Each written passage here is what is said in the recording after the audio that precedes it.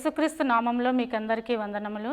కారుణ్య స్వరం అనే ఈ ఆధ్యాత్మిక కార్యక్రమాన్ని వీక్షిస్తున్న మీకందరికీ శుభములు. ఇప్పుడు మన దైవజనులు బిషప్ డాక్టర్ దైవకృపా చిక్కాల గారు వర్తమానాన్ని అందిస్తారు. శ్రద్ధగా విందాం.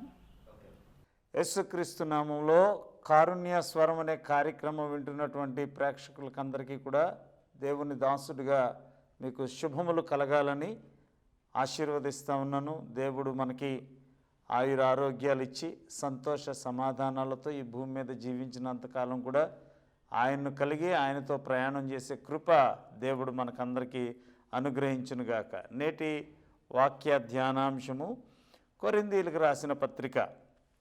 పిల్లరా, కొరింథీయులకు అపోస్తలుడైన పౌలు గారు 2 పత్రికలు రాశారు. అది 1వ కొరింథీ 2వ కొరింథీ అని పిలుస్తాం. కానీ యాక్చువల్గా 1వసారి రాసినటువంటి కొరింథీ పత్రిక తల్లి కొన్ని రోజుల తర్వాత కొంతకాలం తర్వాత 2వసారి రాసినటువంటి కొరింథీ పత్రిక అని దాన్ని సంబోధించాలి. పిల్లరా, కొరింథీ సంఘాన్ని అపోస్తలుడైన పౌలు గారే స్థాపించాడు. కొరింథీ అనే పట్టణంలో ఒక సంఘాన్ని ఆయన స్థాపించాడు కనుక అది కొరింథీలో ఉంది కాబట్టి కొరింథీ సంఘం అని పిలువబడింది. కొరింథీలో ఉన్న సంఘం అన్నమాట. అప్పుడు ఒకటే సంఘం ఉండింది. ఆ ఒక్క సంఘాన్ని ఆ ఊరి పేరు పెట్టే పిలవడం అనేటటువంటిది జరిగింది. ఏమంటే తర్వాత కాలంలో వారు ఆత్మీయమైనటువంటి గర్వంతో నిండుకున్నారు. వాళ్ళకి ఆత్మ సంబంధమైనటువంటి వరముల యొక్క అతిశయోక్తి ఎక్కువైంది. నేను ఒకసారి 1వ కొరింథీ పత్రిక 1వ అధ్యాయంలో 4వ వచనం చదువుతూ ఉన్నాను. శ్రద్ధగా చిత్తగించండి. బైబిల్ గ్రంథాలు ఉన్నవారు దయచేసి మీ బైబిల్ గ్రంథాలు తెరవాల్సిందిగా నేను కోరుతూ ఉన్నాను. క్రీస్తు యేసునందు మీరు అనుగ్రహించబడిన దేవుని కృపను చూచి మీ విషయమై నా దేవునికి ఎల్లప్పుడూ కృతజ్ఞతాస్తుతులు చెల్లిస్తూ ఉన్నాను. కొరింథీ సంఘంలో చాలా భక్తి పారవస్యం పెరిగిందనమాట. కృపావరాలు వచ్చే ఆత్మచేత నడిపించబడుతూ ఉన్నారు. ఏమండి, వాళ్ళని బట్టి నేను ఆనందిస్తున్నాననే పౌలు గారు చెప్పారు. క్రీస్తును గూర్చినటువంటి సాక్ష్యం మీలో స్థిరపడినందున ఆయన యందు మీరు ప్రతి విషయంలోనూ అనగా సమస్త ఉద్దేశములలోనూ సమస్త జ్ఞానములోనూ ఐశ్వర్యవంతులైతిరి. జ్ఞానం విషయంలో ప్రతి విషయంలో కూడా బాగా అభివృద్ధి చెందినటువంటి సంఘం కొరింథీ సంఘం అని పౌలు గారు ఒప్పుకుంటూనే ఉన్నారు. గనుక ఏ కృపావరమునందును లోపము లేక మీరు మన ప్రభు అయిన యేసుక్రీస్తు ప్రత్యక్షత కొరకు ఎదురు చూచుచున్నారు. కృపావరాల విషయంలో ఏ కృపావరంలో కూడా లోపం లేకోకుండా అన్ని కృపావరాలను పొందుకున్నటువంటి సంఘంగా, ఏకైక సంఘంగా ఆ రోజుల్లో కొరింథీ సంఘం వర్ధిల్లుతున్నటువంటి రోజులవి. కొరింథీ సంఘం ఆత్మీయంగా చాలా అభివృద్ధి చెందుతున్నటువంటి రోజులు. ఆ రోజులను బట్టి అపోస్తలుడైన పౌలు గారు ఆ సంఘాన్ని స్థాపించిన స్థాపకుడు, ఆత్మీయ తండ్రి అన్నమాట, ఆయన వారిని పొగిడారు. పొగిడిన తర్వాత 10వ వచనంలోకి మీరు వస్తే పొగిడినటువంటి ఆయనే ఒక మాట అంటూ ఉన్నారు. చూడండి జాగ్రత్త సహోదరులారా, మీరందరూ ఏకభావముతోనూ మాటలాడవలెననియు మీలో కక్షలు లేక ఏక మనస్సుతోనూ ఏక తాత్పర్యంతోనూ మీరు సన్నద్ధులై ఉండవలెననియు మన ప్రభు అయిన యేసుక్రీస్తు పేరట మిమ్మల్ని వేడుకొనుచున్నాను. నా సహోదరులారా, మీలో కలహములు కలవని మిమ్మల్ని గూర్చి క్లేయో ఇంటి వారి వలన నాకు తెలియవచ్చెను.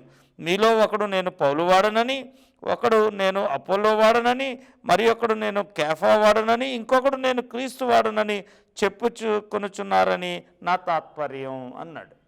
పైనేమో ఆయన వాడిన మాట ఏంటంటే మీరు ప్రతి విషయంలోనూ అనగా సమస్త ఉద్దేశములలోనూ సమస్త జ్ఞానములోనూ ఐశ్వర్యవంతులైతిరి. గనుక ఏ కృపావరమందును లోపము లేని మీరు మన ప్రభు అయిన యేసుక్రీస్తు ప్రత్యక్షతకు ఎదురు చూచుచున్నారు అన్నాడు. ఏ కృపావరంలో లోపం లేదన్న ఆయన వీళ్ళకో లోపం కనిపిస్తోంది. ఏంటి ఆ లోపం అంటే ఆత్మ అభిషేకం ఎక్కువైపోయింది. ఏమండి, ఆత్మాభిషేకం ఎక్కువైనా ప్రాబ్లం ఏం లేదు. ఆత్మ ఉన్నదనే గర్వం ఎక్కువైపోయింది. కృపావరాలు ఎక్కువైపోయిన గర్వం ఏర్పడిపోయింది. ఏమండి, దానితో ఒక రకమైనటువంటి ఆత్మీయ సంబంధమైనటువంటి దేవుని బిడ్డగా ఉండడం మానేసి లోక సంబంధులాగా పరిశుద్ధాత్మను బరితే వీళ్ళు ఒకరినొకరు కీచులాడుకుంటున్నటువంటి సందర్భం క్లోయే ద్వారా అపోస్తులుడైనటువంటి పౌలు గారికి తెలిసిందంట. అందుకు ఆయన ఏమని రాస్తున్నారంటే, సహోదరులారా మీరందరూ ఏకభావముతో మాట్లాడవలననియు మీలో కక్షలు లేక, కక్షలు ఉన్నాయంట. కక్షలుంటే ఎలాగా? ఇంత మీరు ఆత్మలో నడుస్తూ ఆత్మాభివృద్ధి కలుగుతున్నటువంటి కొరింథీ సంఘంలో కక్షలు ఉండకూడదే. కక్షలుంటూ కృపావరాలు ఎలాగా వాళ్ళు ఆపరేట్ చేస్తూ ఉన్నారు అర్థం కానటువంటి పరిస్థితి. కృపావరాలు ఉన్నాయంట, సమృద్ధిగా కృపావరాలు ఉన్నాయట, కానీ వీళ్ళలో కక్షలు కూడా ఉన్నాయట. ఏక మనస్సుతోనూ ఏక తాత్పర్యంతోనూ మీరు సన్నద్ధులై ఉండవలనని మన ప్రభు అయిన యేసుక్రీస్తు పేరట మిమ్మల్ని వేడుకొనిచున్నాను. నా సహోదరులారా మీలో కలహములు కలవని మిమ్మల్ని గూర్చి క్లోయే ఇంటి వారి వలన నాకు తెలియవచ్చును. కలహాలు ఉన్నాయంట, ఏమండి? కక్షలు ఉన్నాయంట, కలహాలు ఉన్నాయంట. నాకు అత్యంత ప్రియమైన వాళ్ళరా, ఆత్మీయంగా ఎదుగుతున్న వారిలో నాకు ఆ కృపావరం ఉంది, నాకు స్వస్థతావరం ఉంది, నాకు విశ్వాసం ఉంది, నాకు ప్రేమ ఉంది, నాకు అన్య భాషలు ఉన్నాయి, ఇట్లాగా కృపావరాలను బట్టే గర్విస్తున్నారన్నమాట. అండ్ ఒకరిని ఒకరు విభేదించుకుంటున్నారు. నాకు స్వస్థతావరం ఉంది అని ఒక ఆయన అంటే, నాకు అన్య భాషలు మాట్లాడడం ఉంది అంటాడు ఇంకొక ఆయన. ఇట్లాగా నాదే గొప్ప కృపావరం అంటే నాదే గొప్ప కృపావరం అనేటటువంటి కక్షలు ఉన్నాయి, వీళ్ళు విభేదాలు ఉన్నాయి, ఏమండి? కనుక అపోస్తలుడైన పౌలు గారు వీరికి ఈ ఉత్తరం రాయాల్సినటువంటి పరిస్థితి ఏర్పడింది, ఏమండి? కొరింథీ సంఘస్థులు కూడా బాగా ఆత్మలో ఎదిగిన తర్వాత వీళ్ళకు కృపావరాలు ఆపరేట్ అయ్యాయి. కృపావరాలు లేకపోయిందేమీ లేదు, కృపావరాలు ఆపరేట్ అయ్యాయి, ఏమంటే? కృపావరాలు ఆపరేట్ అయిన తర్వాత ఏ కృపావరం గొప్పది, ఏ కృపావరం ఎలాంటిది, అందరికీ అన్ని కృపావరాలు ఉంటాయా, కొన్ని కృపావరాలు కొంతమందికే ఉంటాయా అని కొన్ని ప్రశ్నలు వీళ్ళలో ఉన్నాయి. ఆ ప్రశ్నలను బట్టి పౌలు గారికి సమాచారం వెళ్ళింది, ఏమంటే? కృపావరాల గురించినటువంటి వివరణ మాకు కావాలి అనేటటువంటి సమాచారం వెళ్ళింది. ఆ సమాచారంతో పాటు క్లోయే గారి ద్వారా తెలిసినటువంటి విషయం ఏంటంటే, వీళ్ళలో కక్షలు ఉన్నాయి, వీళ్ళలో డిఫరెన్సెస్ ఉన్నాయి అనేటటువంటి విషయం, కలహములు ఉన్నవి, కక్షలు ఉన్నవి అనేటటువంటి విషయం తెలిసింది పౌలు గారికి. తెలిసి మొదటిసారి రాసినటువంటి ఉత్తరం అంతా కూడా ఏం మొదలు పెట్టాలి, కొరింథీ సంఘానికి రాసేటప్పుడు పౌలు గారు వాళ్ళు అడిగినటువంటి అభిష్టం ఏంటి అనంటే, మాకు కృపావరాల 9 కృపావరాల యొక్క వివరణ మాకు కావాలి, మాలో ఏ కృపావరం ఉందో ఏ కృపావరాన్ని నేను ఎలా వాడుతున్నానో నాకు తెలియాలి, కాబట్టి కృపావరాల యొక్క వివరణ, కృపావరం యొక్క విశ్లేషణ మాకు కావాలి అనేటటువంటి సమాచారం వాళ్ళు పంపిస్తే పౌలు గారు రాసినటువంటి ఉత్తరం ఏంటంటే, మీలో కలహాలు ఉన్నాయి, మీలో కక్షలు ఉన్నాయి, అలా ఉండడానికి వీల్లేదు అని రాసుకుంటా వచ్చినట్లుగా మనం చూస్తూ ఉన్నాం. నాకు అత్యంత ప్రియమైన వాళ్ళరా, పౌలు గారు రాసినటువంటి ఈ పత్రికలో 1వ పత్రికలో 3వ అధ్యాయము 10వ వచనం కూడా నేను చదువుతూ ఉన్నాను. దేవుడు నాకు అనుగ్రహించిన కృప చొప్పున నేను నేర్పరి అయిన శిల్పకారుని వలె పునాది వేసి తిని మరి ఒకడు దాని మీద కట్టుచున్నాడు, ప్రతివాడు దాని మీద ఎలాగో కట్టుచున్నాడో జాగ్రత్తగా చూసుకునేవాళ్ళను, వేయబడినది తప్ప మరి ఒక పునాది ఎవడును వేయలేరట. నేను పునాది వేశాను కదా కొరింథీ సంఘమా, మీ ఆత్మీయ తండ్రిగా నేను మీకు నేర్పించిన అనేక విషయాలు ఉన్నాయి, నేను ఒక పునాది వేశాను. అది కాకుండా కొత్తది కట్టేస్తున్నారట మీరు. కొరింథీ సంఘం గురించి పౌలు గారికి తెలిసింది ఏంటంటే, ఆయన నేర్పించింది కాకుండా ఇంకో కొత్తది కట్టేస్తూ ఉన్నారు వీళ్ళు, కొత్త పునాదులు వేసేస్తూ ఉన్నారు వీళ్ళు. అంటే వాళ్ళకుండే కక్షల చేత, వాళ్ళకుండే గొడవల చేత ప్రార్థనే చేస్తున్నారు, వాక్యమే బోధిస్తూ ఉన్నారు, కృపావరాలు పొందుకుంటూ ఉన్నారు, ఎదుగుతూ ఉన్నారు. అయినప్పటికీ వాళ్ళలో కక్షలున్నాయి, కలహాలున్నాయి. అంతేకాకుండా కొత్త పునాదులు వేసుకుంటూ వెళ్తున్నారని పౌలు గారు చెప్పారు. పౌలు గారు ఇంకా అనేక విషయాలు వీరితో ఉటంకించాడు, ఏమండి? 5వ అధ్యాయంలోకి వచ్చేసరికి మీలో జారత్వం ఉన్నదని వదంతి కలదు, మీలో ఒకడు తన తండ్రి భార్యను ఉన్నాడట, అట్టి జారత్వము అన్యజనులను ఇట్లుండి మీరు ఉప్పొంగుచున్నారే కానీ మీరు ఎంత మాత్రము దుఃఖపడి ఇలాంటి కార్యములు చేసిన వారిని మీలో నుండి వెలివేసిన వారు కాదు. పిల్లలు, మన జీవితంలో కూడా మనం చూస్తూ ఉంటాం, చాలామంది గయ్యాళీలు ఉంటారు ఇళ్లలో. ఏమండి, ఆ గయ్యాళీలు చర్చిలోకి వచ్చిన తర్వాత మాత్రం గేట్ చేడ్చే ఉత్తినే కళ్ళ ఉంటే నీళ్ళు వాళ్ళకే వచ్చేస్తుంటాయి. ఏడ్చి ప్రార్థనలు చేస్తూ ఉంటారు, ఇంట్లో కానీ చర్చిలో కానీ బయటకు వస్తే. ఏమండి, మళ్ళీ నోరు తెరిస్తే పెద్ద గయ్యాళి గంప లాగా జీవిస్తూ ఉంటారు. ఎలా? కొరింథీ సంఘం అలాగే ఉంది.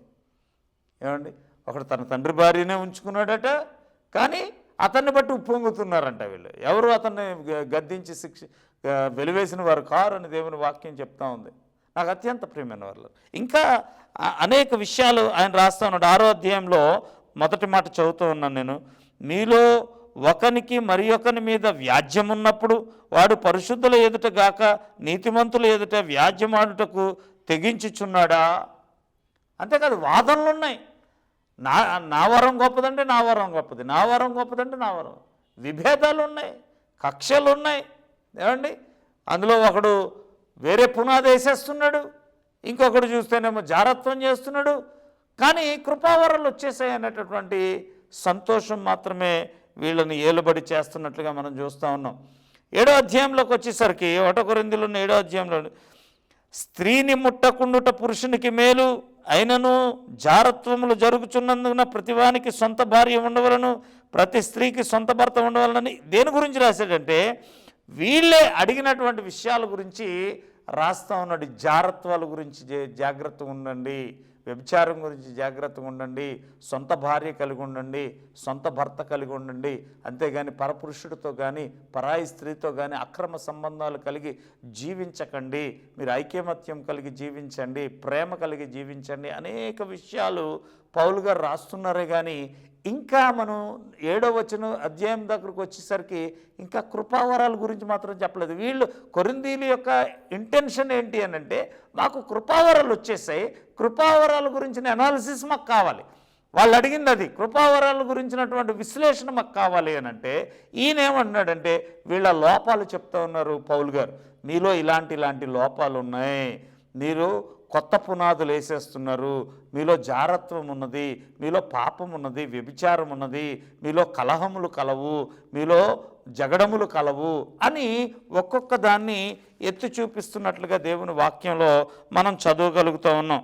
అంతేకాదు 8వ అధ్యాయంలోకి వచ్చేసరికి విగ్రహములకు బలి అర్పించిన వాటి గురించి, అంటే విగ్రహాలకు బలి అర్పించిన వాటి గురించి కూడా వీళ్ళు చాలా తప్పిపోతున్నారనమాట. విగ్రహాలకు అర్పించినవన్నీ తినేసేయటమో లేకపోతే ఇంకొక రకంగానో వీరికి తెలియనటువంటి అనేక ఆచారాలని పాటించేస్తూ ఉన్నారు. కానీ పరిశుద్ధాత్మ మా మీదకి వచ్చింది, మాకు కృపావరాలు ఉన్నాయని ఉప్పొంగుతున్నారు.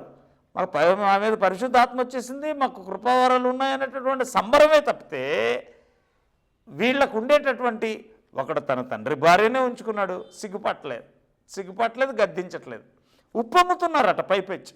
అండి, విగ్రహాలకు అర్పించిన వాటిని తినటం విషయంలో కూడా ఏమాత్రం జంకట్లేదు, అంటే దూరంగా ఉండట్లేదు, పాపానికి దూరంగా ఉండట్లేదు.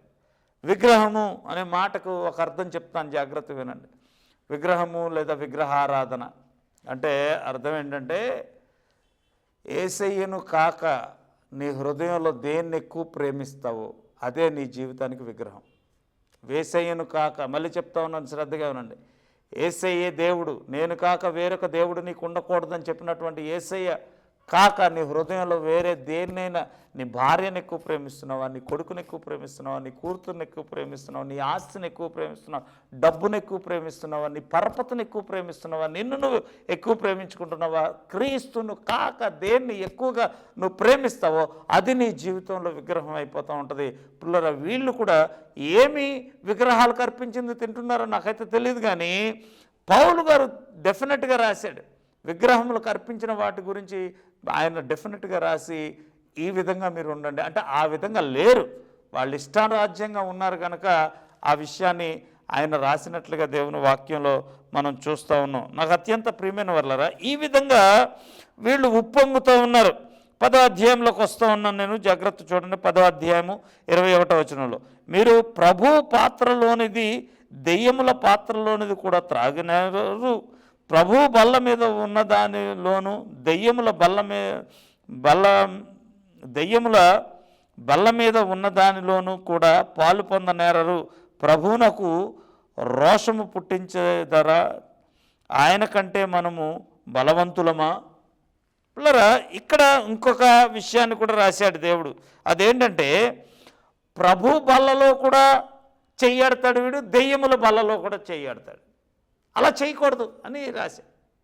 అంటే చర్చిలోకి వస్తాడు, లోక సంబంధమైన వాటికి వెళ్ళిపోతాడు, అందులోనూ ఉంటున్నాడు, ఇందులోనూ ఉంటున్నాడు, కానీ కృపావరాలు వచ్చేసాయని ఉప్పొంగుతూ ఉన్నాడు. పరిశుద్ధాత్మ నా మీదకి వచ్చేసింది, నేను కృపావరాలన్నీ ఆపరేట్ చేసేస్తున్నా, స్వస్థతలు చేసేస్తున్నా, అనుభాషలు మాట్లాడేస్తున్నా, విశ్వాసంలో పెరిగిపోతున్నా, ప్రేమలో పెరిగిపోతున్నానని ఉప్పొంగిపోతున్నాడే కానీ ప్రభు బలలోను పాత్ర చేయి పెడుతున్నాడు, దెయ్యముల బలలో కూడా చేయి పెడుతున్నాడని దేవుని వాక్యం మనకి తెలియచేస్తుంది. దాని గురించి కూడా వివరంగా తెలియచేసిన తర్వాత అప్పుడు 12వ అధ్యాయంలోకి వచ్చిన తర్వాత పౌలు గారు కృపావరాల గురించి రాయడం మొదలుపెట్టాడు. పిల్లరా, 12వ అధ్యాయము 8వ వచనం మనం చూస్తే, ఏలయనగా ఒకనికి ఆత్మ మూలముగా బుద్ధివాక్యము, మరి ఒకనికి ఆ ఆత్మను అనుసరించి జ్ఞానవాక్యము, మరి ఒకనికి ఆత్మ వలననే విశ్వాసము, మరి ఒకనికి ఒక్క ఆత్మ వలననే స్వస్థపరచు వరములు, మరి ఒకనికి అద్భుత కార్యములు చేయు శక్తియు, మరి ఒకనికి ప్రవచనములను, మరి ఒకనికి ఆత్మల వివేచన, మరి ఒకనికి నానా విధుల భాషలు, మరి ఒకనికి భాషల అర్థములు చెప్పు శక్తియు అనుగ్రహించబడి ఉన్నది. అయినను వీటన్నిటినీ ఆ ఆత్మ ఒక్కడే తన చిత్తము చొప్పున ప్రతివానికి ప్రత్యేకముగా పంచిచ్చు కార్యసిద్ధి కలుగు చేయుచున్నాడు అని రాశాడు. రాసి ఈ కృపావరాల గురించి చెప్తాను నేను, 9 కృపావరాల గురించి చెప్తాను. దానికంటే ముందు 12వ అధ్యాయంలో కృపావరాల గురించి రాసి 13వ అధ్యాయంలో ప్రేమ గురించి రాశాడు. ఆయన ప్రేమ గురించి ఏమని రాశాడు? ఇప్పుడు దాకా మనం చదువుకున్నటువంటి వాక్య భాగాలన్నీ కూడా ఏం చెప్తా ఉన్నాడు? మీలో కలహములు ఉన్నవంట. ఫస్ట్లో బాగానే మొదలుపెట్టారు అపొస్తలుడైన పౌలు గారు, మీరు కృపావరాల్లో ఏ లోపం లేకోకుండా భలే ఎదుగుతున్నారని తెలిసి నేను సంతోషిస్తున్నానని చెప్పి, మీలో కలహములు కలవు, మీలో వాదనలు కలవు, మీలో జారత్వం కలదు, మీలో విగ్రహారాధన కలదు, మీలో వ్యాజ్యములు కలవని తిట్టుకోకుండా తిట్టాడు. ఒక రకంగా చెప్పాలి అంటే కొరింథీ సంఘాన్ని ఆయన రాసిన మొదటి పత్రికలో తిట్టుకోకుండా రాశాడు. వీళ్ళేమనుకున్నారు? మాకు ఇన్ని కృపావరాలతో నిండుకొని ఉన్నాం కదా, మా ఆత్మీయ తండ్రి గారు అయినటువంటి పౌలు గారు మా కృపావరాల యొక్క శక్తిని చూసి ఆనందపడిపోతాడు, కృపావరాల గురించి బాగా వివరించి మాకు రాస్తాడు, మమ్మల్ని అందరినీ కూడా పొగుడుతాడు అని అనుకుంటే ఆయన వీళ్ళ అంచనాలకు తారుమారై తిట్టడం మొదలుపెట్టాడు. తిట్టడం మొదలుపెట్టిన తర్వాత 13వ అధ్యాయము చాలా ఇంపార్టెంట్ అధ్యాయం కదా, 1 కొరింథీ పత్రిక 13వ అధ్యాయం. ఇది చిన్నపిల్లలకు మనం కంఠస్థ వాక్యంగా కూడా ఇస్తాం. పిల్లలు, ఆయన ఏమన్నాడంటే, ప్రవచనాలే కాదురా నాయన, కృపావరాలే కాదురా నాయన, పరిశుద్ధాత్మతో నింపుదలే కాదురా నాయన, మనుషుల భాషలతోనూ దేవదూతల భాషలతోనూ నేను అన్య భాషలు మాకు వచ్చేసాయి, అన్య భాషలకు అర్థాలు చెప్పేస్తున్నావు అని ఉప్పొంగిపోతున్నారు వీళ్ళు. అప్పుడు చెప్తా ఉన్నాడు ఈయన, మనుషుల భాషలతోనూ దేవదూతల భాషలతోనూ మాట్లాడినను ప్రేమ లేని వాడినైతే మ్రోగుడు కంచును గణగలాడు తాళమునై ఉందును అన్నాడు. ఏమండి, నువ్వే భాషలో మాట్లాడు, అన్య భాషలో అన్య భాషల్లో మాట్లాడే, వాటికి అర్థాలు చెప్పే, కానీ ప్రేమ లేని వాడవైతే నువ్వు వ్యర్థుడవు అని అన్నాడు. 2వ వచనం చూస్తే, ప్రవచించు కృపావరము కలిగి మర్మములన్నీ జ్ఞానమంతయు ఎరిగిన వాడవైనను, కొండలను పెకిలించగలిగిన సంపూర్ణ విశ్వాసము గలవాడవైనను ప్రేమ లేని వాడవైతే నేను వ్యర్థుడను అన్నాడు. ఎన్ని కృపావరాలున్నా సరే ప్రేమ అనేటటువంటిది లేకపోతే నేను వ్యర్థుడను అనేటటువంటి మాట మనం చూస్తూ ఉన్నాం. అంతేకాదు, బీదలకు బీదల పోషణ కొరకు నా ఆస్తి అంతటిని ఇచ్చినను, కాల్చబడుటకు నా శరీరమును అప్పగించినను, ప్రేమ లేనివాడనైతే నాకు ప్రయోజనమేమీ లేదు. అస్తంత పేదలకు ఇచ్చేసి, చాలామంది పేదలకు ఇవ్వడం వల్ల పరలోకానికి వెళ్తాను అనుకుంటూ ఉంటారు. ప్రేమ ఉండదు.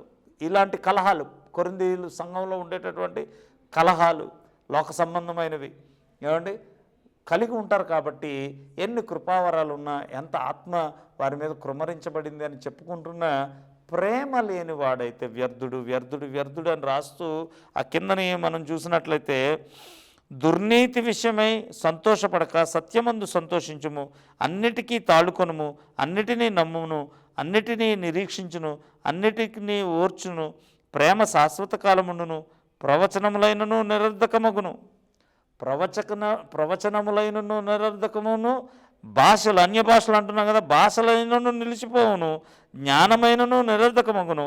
మనం కొంతకాలం మట్టుకు ఎదుగుదుము, కొంత మట్టుకు ప్రవచించుచున్నాము, కానీ పూర్ణమైనది వచ్చినప్పుడు పూర్ణము కానిది నిరర్ధకమగును అని ఇట్లాగా రాసుకుంటూ వచ్చి, ఇట్లన్నింటికంటే శ్రేష్టమైనది ప్రేమ ప్రేమ ప్రేమ ప్రేమ అని చెప్పుకుంటూ చివరిలో 13వ వచనంలో 13వ అధ్యాయం 13వ వచనంలో, కాగా విశ్వాసము, నిరీక్షణ, ప్రేమ ఈ మూడు నిలుచును, వీటిలో శ్రేష్టమైనది ప్రేమ అని తెలుసు. ఎందుకు ప్రేమ గురించి అంతగా చెప్పాడంటే, యేసుప్రభు ప్రేమ అయి ఉన్నాడు. యేసుప్రభువుని కలిగినటువంటి మనం ఆ ప్రేమ, అసలు ప్రేమ అయిన యేసుప్రభువుని కలిగిన వాడు ప్రేమ అయి ఉండాలి. యేసుప్రభు ప్రేమ కాబట్టి యేసుప్రభుని కలిగిన వాడు కూడా ప్రేమ అయి ఉండాలి. కాబట్టి ప్రేమ అయి ఉంటే దేవుణ్ణి కలిగి ఉంటాం మనం. ఆ ప్రేమ కలిగి ఉండండి అని చెప్పి ఈ కలహాలు వద్దు, ఈ విభేదాలు వద్దు, జారత్వాలు వద్దు, విగ్రహారాధనలు వద్దు, అండ్ వ్యాజ్యములు వద్దు, మీలో ఉండేటటువంటి ఏదైతే నెగిటివ్ ఉందో అవన్నీ వద్దని తిట్టి తిట్టి తిట్టి రాసుకొచ్చి 13వ అధ్యాయంలో వీటన్నిటికంటే, మీ కృపావరాల కంటే, పరిశుద్ధాత్మ నింపుదల గురించి మీరు గర్వపడుతున్న గర్వం కంటే ప్రేమ కలిగి జీవించండి, ఒకరినొకరు ప్రేమ కలిగి జీవించండి అన్నటువంటి గొప్ప మాట రాశాడు. పిల్లరా ఇంకా ఉన్నా కానీ నేను ఇక్కడ విషయం చెప్పాలని నేను ఆశపడతా ఉన్నాను. అపోస్తలుడైన పౌలు గారు, నేను చెప్పాను కదా, 1 కొరింథీ 2 కొరింథీ కాదు, మొదటిసారి ఆయన రాసినటువంటి పత్రిక, రెండవసారి రాసిన పత్రిక. మొదటిసారి ఎందుకు రాయాల్సి వచ్చింది? వీరు కృపావరాలన్నీ వచ్చేసాయి, 9 కృపావరాలు మేము ఆపరేట్ చేస్తున్నామని ఉప్పొంగిపోతూ ఉంటే, అదే సందర్భంలో పౌలు గారికి వచ్చినటువంటి కబురు ఏంటంటే, వీరిలో కలహములు ఉన్నవి అనేటటువంటిది క్లోయ ద్వారా తెలియవచ్చిన కారణం చేత అపోస్తలుడైన పౌలు గారు వీళ్ళు కృపావరాల గురించి రాస్తాడేమో అనుకుంటే, కృపావరాల గురించి 12వ అధ్యాయం దాకా రాయడం అనేసి 1వ అధ్యాయం నుంచి 11వ అధ్యాయం దాకా వీరిని తిట్టుకోకుండా మళ్ళీ 13వ అధ్యాయం నుంచి కూడా ఆయన ప్రేమను గురించి ఎక్కువ పరిచయం చేస్తూ, దేవుడు ప్రేమ అయి ఉన్నాడు కాబట్టి మీలో ఉండేటటువంటి కలహాలు అన్నీ కూడా, అపార్థాలన్నీ కూడా, పాపం, లోక సంబంధమైన అన్నిటిని కూడా దూరపరుచుకుని, వ్యాజ్యాలు దూరపరుచుకుని ప్రేమ కలిగి జీవించండి అని చెప్పి ఒక్క అధ్యాయంలో మాత్రం 12వ అధ్యాయంలో మాత్రం కృపావరాలు ఇలాగా 9 కృపావరాలు ఇలాగున్నాయి. ఏమంటే బుద్ధివాక్యము, జ్ఞానవాక్యము, విశ్వాసము, స్వస్థపరచు వరము, ఏమండి అద్భుతాలు, ప్రవచనాలు, ఆత్మల వివేచన, నానా విధములైనటువంటి భాషలకు అర్థాలు చెప్పడం అనే 9 కృపావరాల గురించి కూడా ఇందులో సంబోధన చేసి, ఎప్పుడైతే అపోస్తలుడైనటువంటి పౌలు గారు ఈ విధంగా మొదటిసారి రాసిన పత్రికలో ఇలా రాశాడో, కొరింథీ పట్టణస్థులకి చాలా కోపం వచ్చింది. కొరింథీ సంఘస్థులకి చాలా చాలా కోపం వచ్చింది. పౌలు గారు ఏంటి మనల్ని ఏదో పొగిడి రాస్తాడేమో, ఎంత ప్రార్థన చేస్తున్నారయ్యా, ఎంత పరిశుద్ధాత్మలో నడుస్తున్నారయ్యా, మీరు ఎంతగా కృపావరాలు పొందుకున్నారని మనల్ని పొగిడి కృపావరాల గురించి ఇంకా బాగా మనకు వివరంగా రాస్తాడేమో అని మనం అనుకుంటే, ఈయన మనల్ని తిడతాడా అని ఆ కొరింథీ పట్టణానికి రావడానికి వీల్లేదు, విభేదాలు కలిగేసాయంట. 2వ కొరింథీ పత్రిక రెండోసారి రాసినటువంటి పత్రిక ఎందుకు రాయాల్సి వచ్చిందని బైబిల్ గ్రంథం మనం విశ్లేషణలో చూస్తే, పౌలు కొరింథీ సంఘానికి మధ్య అవగాహన లోపించిన సందర్భంలో అతను ఈ పత్రిక రాశారు. అవగాహన లోపించేసింది, కోపగించేశారు పౌలు గారి మీద.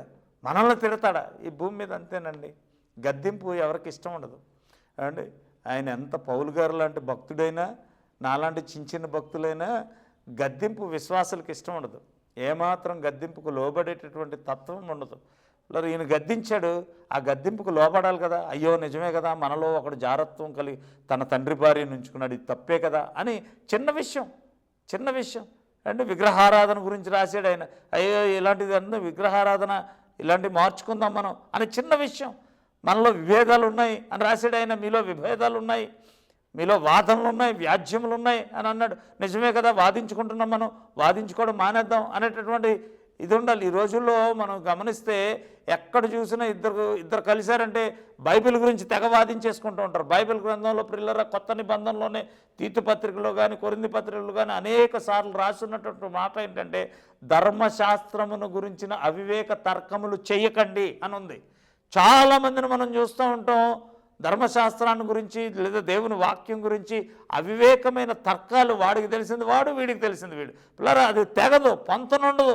వాడికి కొన్ని తెలుస్తాయి, వీడికి కొన్ని తెలుస్తాయి. వాడికి ఒక 100 రిఫరెన్స్లు వస్తాయి, వీడికి ఒక 100 రిఫరెన్స్లు వస్తాయి. వాడి మీద వీడు, వీడి మీద వాడు, ఆ తర్కమే మిగిలిపోద్ది. కానీ అక్కడ పరిశుద్ధాత్మ ప్రేమ ఉండదు, యేసయ్య ప్రేమ ఉండదు. ఒకరి మీద ఒకరు గెలవాలనేటటువంటి పట్టుదలే ఉంటుంది. కానీ యేసయ్య ప్రేమ వారిద్దరి మధ్యన ఉండదు. నా ప్రియమైన వారు, కొరింథీ సంఘం కూడా అపోస్తలుడైన పౌలు గారి మీద అలా తిరగబడితే వాళ్ళకు ఉండేటటువంటి ఆ అవగాహన రాహిత్యాన్ని, వాళ్ళకి కలిగినటువంటి ఆ పౌలు గారి మీద కోపాన్ని, ఉక్రోషాన్ని చల్లబరచడానికి 2వ పత్రిక రాయాల్సి వచ్చింది. నేను చెప్తున్నాను కదా, కొరింథీ మొదటి పత్రికలోనేమో కృపావరాల గురించి మనకు వివరిస్తాడేమో అని రాస్తే వాళ్ళు చేస్తున్నటువంటి తప్పులు ఎత్తి చూపించాడు అపోస్తలుడైన పౌలు గారు. కృపావరాల గురించి కూడా రాశాడు, ప్రేమను గురించి రాశాడు ఆయన. తర్వాత పౌలు గారి మీద కోపం పెట్టుకున్నారు వీళ్ళు, కొరింథీయులందరూ కూడా. ఎందుకంటే తిట్టాడు కాబట్టి. కోపం పెట్టుకున్నప్పుడు వాళ్ళ అవగాహన రాహిత్యాన్ని బట్టి వాళ్ళకి పౌలు గారికి మధ్యన వచ్చినటువంటి ఆ చిన్న గ్యాప్ను పూడ్చడానికి 2వ కొరింథీ పత్రిక రాసి వాళ్ళు రియలైజ్ అయిన తర్వాత, కొరింథీ సంఘం రియలైజ్ అయిన తర్వాత పౌలు గారు ఎంతో సంతోషపడి కొరింథీ సంఘాన్ని బట్టి ప్రార్థన చేశాడు, కృతజ్ఞతాస్తుతులు చెల్లించాడు, దేవుణ్ణి మహింపరిచినట్లుగా దేవుని వాక్యంలో తెలియజేస్తా ఉన్నాం. ఈరోజు దేవుని దాసుడిగా నేను 2 కొరింథీ పత్రికల యొక్క ప్రస్తావన మీకు తెలియజేశాను. 1వ కొరింథీ పత్రిక అనగా 1వసారి ఆయన రాయాల్సింది ఎందుకు రాశాడంటే, కృపావరాలు మాకు వచ్చేసాయి, మేమందరూ కూడా కృపావరాలు ఆపరేట్ చేసేస్తున్నాం అనేటటువంటి వార్త, కృపావరాల గురించి రాయండి, మాకు వివరంగా తెలియచేయండి అనేటటువంటి వార్తను బట్టి ఆ పత్రిక ప్రారంభించాడు. కానీ క్లోయే ద్వారా తెలిసింది ఏంటంటే వీళ్ళు విభేదాలు ఉన్నాయి, కలహాలు ఉన్నాయి, వ్యాజ్యాలు ఉన్నాయి అనేటటువంటి విషయం తెలిసి అవన్నీ ఎత్తిపట్టి చూపించి వారిలో ఒకడు తండ్రి భార్య నుంచుకున్న సంగతి కానీ, విగ్రహారాధన గురించి కానీ, జారత్వం గురించి కానీ అన్ని వివరంగా రాసిన తర్వాత కృపావరాల గురించి కూడా రాశాడు ఆయన. అలాగే ప్రేమను గురించి ఎత్తి చూపించాడు. దాంతో మనల్ని తిట్టాడు ఈయన, మన సంఘాన్ని తిట్టాడు అనేటటువంటి దురభిప్రాయం కలిగింది. వాళ్ళకి కోపగించారు, పౌలు గారి మీద ద్వేషాన్ని పెంచుకున్నారు. ఆ ద్వేషాన్ని తొలగించడానికి కూడా పౌలు గారు మార్గదర్శకమై మళ్ళీ వాళ్ళకి 2వసారి పత్రిక రాసి వాళ్ళతో ప్రేమను మళ్ళీ ఆయన కలుపుకున్నాడు. వాళ్ళని కలుపుకున్న దాన్ని బట్టి దేవునికి కృతజ్ఞతాస్తుతులు చెల్లించడం. ఒక భక్తిపరుడు, ఒక దైవ సేవకుడు పౌలు గారులాగా. ఒకవేళ ఎవరైనా సంఘంలో ఒక్కొక్కసారి ఒక్కొక్క కుటుంబం కోపగించుకొని అక్కడికి ఇక్కడికి పోతూ ఉంటారు, కోపగించుకొని సహవాసానికి రావడం మానేస్తూ ఉంటారు. పిల్లల దేవుని సేవకుడు గద్దించాడు అంటే కోపగించేస్తూ ఉంటారు చాలామంది. గద్దింపుకు లోపడాలి, ఎస్, గద్దింపుకు లోపడాలి. కొంతమంది లోపడరు, కోపగించి అటు ఇటు పోతూ ఉంటారు, లేదా చర్చిని కోపగించి మానేస్తూ ఉంటారు. అట్లాంటి వారి విషయంలో పౌలు గారు వలె మళ్ళీ వెళ్ళి వాళ్ళ మీద ప్రేమ చూపించి అల్టిమేట్గా మనకు కనిపించేటటువంటి కొరింథీ పత్రికలు ఏంటంటే యేసయ్య ప్రేమై ఉన్నాడు, ప్రేమ చూపించడం ద్వారా దేన్నైనా కలుపుకోవచ్చు, ప్రేమ వలన దేన్నైనా సరే సాధించగలుగుతాం అనేటటువంటి దాన్ని ఆయన ఎత్తి చూపించినట్లుగా మనం చూస్తూ ఉన్నాం. కనుక నాకు అత్యంత ప్రియమైన వారలారా, ప్రేమ కలిగి జీవిద్దాం. అపోస్తలుడైన పౌలు కొరింథీ పత్రికలో ఏదైతే నొక్కి వక్కాణించి రాశాడో అదే ప్రేమను కలిగి ఉందాం. ప్రేమను ఎందుకు కలిగి ఉందాం అంటే యేసయ్య ప్రేమ ఉన్నాడు, యేసయ్యను కలిగిన నువ్వు ఈ దేహమును దేవాలయంగా చేసుకుని యేసయ్యను కలిగి ఉంటున్నావు. నువ్వు మన అవయవములో ఆయన ఉన్నాడు, ఆయన పరిశుద్ధాత్మ దేవుడుగా మన అవయవాల్లో ఉన్నాడు, మన దేహాన్ని దేవాలయంగా చేసుకుని ఉన్నాడు. కనుక యేసును కలిగినటువంటి నీవు యేసు ప్రేమ ఉన్నాడు కాబట్టి ప్రేమగా జీవించాలని దేవుడి దాసుడిగా తెలియజేస్తా ఉన్నాను. దేవుడు ఈ మాటలు మనందరి వినికిల్లో ఆశీర్వదించునుగాక. దేవుడు మీకు క్షేమాభివృద్ధి కలుగుచేనుగాక. ఆమేన్, ఆమేన్. చిన్న మాట ప్రార్థన చేస్తాను, దయచేసి కన్నులు మూసుకొని తలలు వంచండి. ప్రేమగల మా ప్రియ పరలోకపు తండ్రి, పరిశుద్ధుడా, నీకు స్తుతులు, వందనాలు, స్తోత్రాలు. నీ అత్యంత కృపను బట్టి నీకు స్తోత్రాలు తెలియజేసుకుంటూ ఉన్నాం. విన్న వాక్యం మా అందరి జీవితాల్లో ఫలించడానికి మీరు సహాయం చేయండి నాయనా. నీకు స్తోత్రాలు నాయనా. ప్రేమ కలిగి జీవించేటటువంటి పౌలు గారు ఇచ్చినటువంటి ఆ సమాచారం ప్రకారంగా, ఆ లేఖనం ప్రకారంగా జీవించేటటువంటి కృప మాకందరికీ కలుగు చేయమని నీ దాసుడిగా నేను ప్రార్థన చేస్తూ ఉన్నాను. దేవా తండ్రి, మా యొక్క కారుణ్య స్వరం ప్రేక్షకులందరినీ నిశ్చయముగా మీరు ఆశీర్వదించండి నాయనా తండ్రి. వారి మీద నీ గాయపడిన హస్తం తోడుగా ఉండదు దయచేయండి దేవా. వారి యొక్క ప్రతి ఆలోచన ఫలింపు చేయండి, ప్రతి ప్రయత్నాన్ని ఫలింపు చేయండి. ఆత్మీయంగా, ఆర్థికంగా, ఆరోగ్యపరంగా దీవించి ఆశీర్వదించండి దేవా. విద్యార్థులుగా ఉన్నవారికి దేవా తండ్రి మంచి జ్ఞానము, తెలివితేటలు ఇచ్చి వారి తరగతుల్లో టాపర్లుగా నిలబడ్డానికి మీరు సహాయం చేయండి. ఉద్యోగస్తులను దీవించండి, వ్యాపారస్తులను దీవించండి దేవా. వివాహ ప్రయత్నాల్లో ఉన్నవారికి సకాలంలో వివాహాలు, ఉద్యోగ ప్రయత్నాల్లో ఉన్నవారికి దేవా మంచి ఉద్యోగాలు రావడానికి మీరు సహాయం చేయమని ప్రార్థన చేస్తూ తండ్రి, కుమార, పరిశుద్ధాత్మ నామములో దేవా తండ్రి మా యొక్క దేవా ప్రేక్షకులందరినీ దీవిస్తూ నీ దాసుడుగా I bless in the name of Jesus ఆశీర్వదిస్తూ ఉన్నాం స్వామి. నీకు స్తోత్రాలు. నిశ్చయముగా నీ హస్తం వారందరికీ తోడుగుండు దయచేయమని మహిమ, ఘనత, ప్రభావాలు నీకు ఆరోపించుకుంటూ యేసు నామములో ప్రార్థన అడిగి వేడుకుంటున్నాము తండ్రి. Amen, amen, amen. May God bless you all. Andhra Pradesh Alluri జిల్లా గిరిజన ప్రాంతంలో జరుగుచున్న ఈ పరిచర్య కొరకు మీరందరూ ప్రార్థించండి. మీ ప్రేమపూర్వక ఆర్థిక సహకారాన్ని అందించండి. ఈ కార్యక్రమంని స్పాన్సర్ చేసిన వారు బ్రదర్ పి. మార్క్ గారు, సిస్టర్ వసంత కుమారి గారు, వారి పిల్లలు Glory Jasmine, Grace Angel, Olive Blessy, James Paul. దేవుడి ఈ కుటుంబాన్ని దీవించి ఆశీర్వదించునుగాక. ఆమేన్.